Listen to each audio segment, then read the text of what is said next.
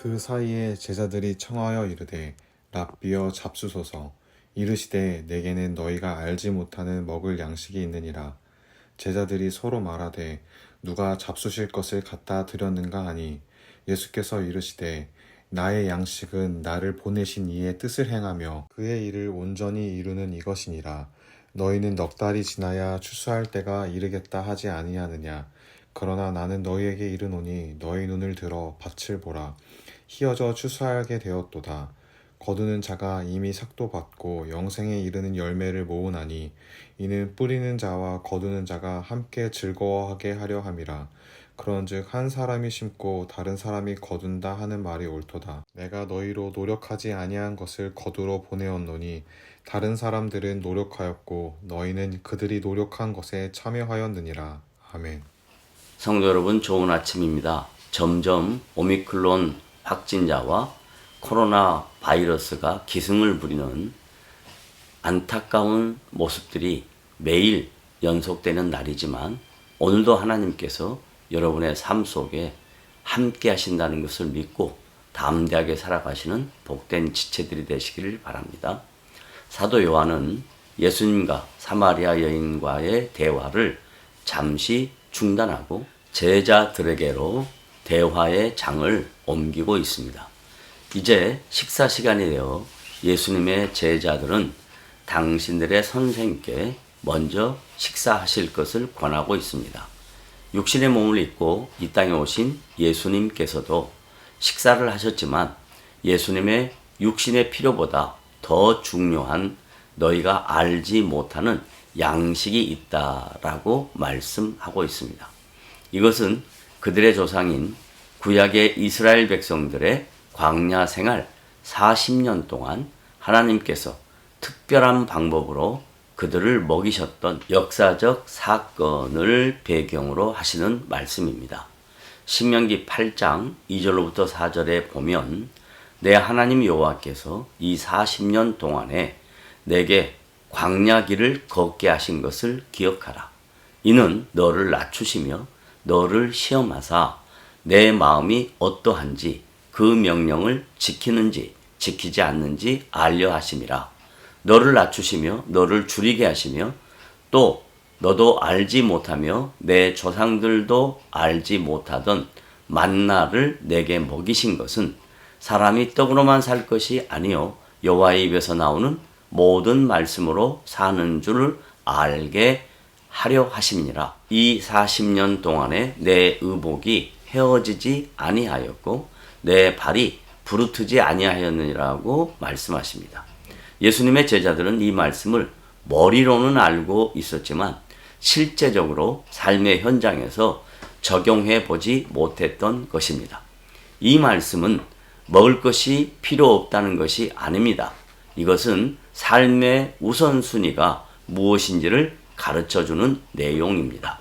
하지만 이런 상황 속에서 제자들은 예수님의 말씀을 전혀 이해하지 못하고 자신들의 방식으로 누가 예수님께 잡수실 것을 갖다 드렸는가 라는 생각만 하고 있습니다. 이에 대하여 예수님은 제자들에게 나의 양식은 나를 보내신 이의 뜻을 행하며 그의 일을 온전히 이루는 이것이니라고 강조하셨습니다. 여기서 양식이라는 표현은 삶의 목적, 가치, 방향성 등으로 해석할 수 있습니다. 예수님의 주된 관심사는 성부 하나님께서 자신을 이 세상에 보내신 분명한 목적을 수행하는 것이었습니다. 그는 십자가에서 죽으시고 죄와 사망 권세에서 3일 만에 부활하시어 하나님의 구원 역사를 온전히 이루는 것이 주님이 이 땅에 오신 목적입니다. 이에 예수님은 제자들에게 비유로 너희는 넉 달이 지나야 추수할 때가 이르겠다 하지 아니하느냐. 그러나 나는 너희에게 이르노니 너희 눈을 들어 밭을 보라. 희어져 추수하게 되었도다 라고 말씀하십니다. 이 비유의 의미는 추수할 때라는 것에 초점이 맞추어져 있습니다. 제자들이 이해하는 추수할 때는 자연적인 소출에 대한 것을 의미하지만 예수님께서 말씀하신 추수의 때는 구원의 시기를 가리키는 것입니다. 사도 바울은 갈라디아서 4장 4절로부터 5절을 통해 때가 참에 하나님이 그 아들을 보내사 여자에게서 나게 하시고 율법 아래 나게 하신 것은 율법 아래에 있는 자들을 속량하시고 우리로 아들의 명분을 얻게 하려 하심이라고 증거합니다.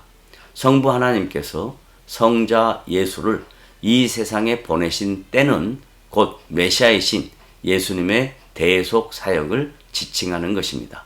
뿐만 아니라 메시아로 오신 목적은 율법 아래에 있는 자들을 속량하시고 우리로 아들의 명분을 얻게 하려 하심이라고 사도 바울은 갈라디아 교회 성도들에게 증거하고 있습니다. 또한 요한복음 4장 36절로부터 38절에 보면 거두는 자가 이미 삭도 받고 영생에 이르는 열매를 모으나니 이는 뿌리는 자와 거두는 자가 함께 즐거워하려 함이라. 그런즉 한 사람이 심고 다른 사람이 거둔다 하는 말이 옳도다. 내가 너희로 노력하지 아니한 것을 거두러 보내었노니 다른 사람들은 노력하였고 너희는 그들이 노력한 것에 참여하였느니라고 예수님의 비유가 이어지고 있습니다.